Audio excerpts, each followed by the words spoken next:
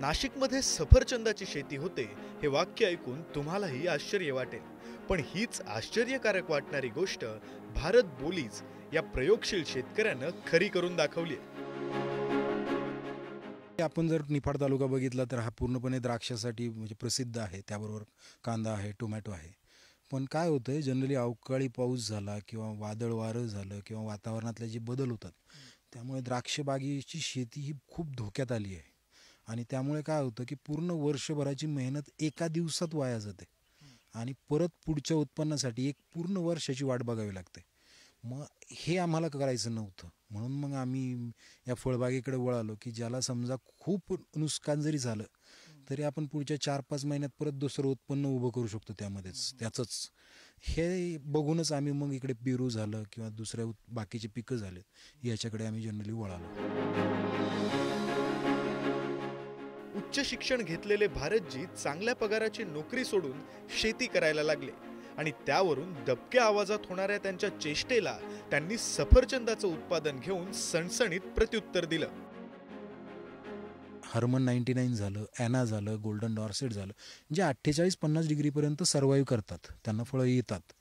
पण मग काय होतं की ज्या वातावरणात सफरचंद होतं तिथे 6 महिने बर्फ पडत असल्यामुळे तिथे 6 महिने झाडे पूर्णपणे सुप्त अवस्थेत राहतं आणि त्यामुळे त्याची कुठलीच वाढ होत नाही. पण तसं वातावरण आपल्याकडे नसतं. आपल्याकडे वर्षभर ते वातावरण सुप्त अवस्थेत जातच नाही. दुसरी गोष्ट, तिकडे 200 तास थंडी लागते ह्या व्हरायटींना, जी मी असं बघितलं की निफाड तालुक्यामध्ये 200 तास थंडी ही पडते, त्यामुळे ती अडचण नव्हती. मग अडचण होती फक्त त्याची जी वाढ आहे ती थांबवण्याची. मग आम्ही काय केलं की जे 6 महिने तिथे झाड जे सुप्त अवस्थेत जातं तसं वातावरण आम्ही इथे झाडांना तयार केलं आणि ती तयार केल्यानंतर यंदा आम्हाला त्याचा इतका सुंदर रिझल्ट मिळाला.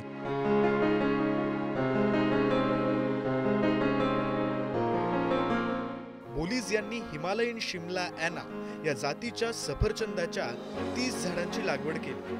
यांची हार्वेस्टिंग एप्रिल-मे महिन्यात सुरू होणार असल्यानं जम्मू काश्मीर अगोदर इथली सफरचंद बाजारात दाखल होणार आहेत. बोलीज यांनी फक्त सफरचंदाची शेती केली नाहीये, तर बाजारात तुरळक मिळणाऱ्या काश्मीरी लाल बोरं, लाल गावठी केळी, गुलाबी आणि पिवळं ड्रॅगन, बांबू, खजूर, संत्री अशी विविध लागवड केली.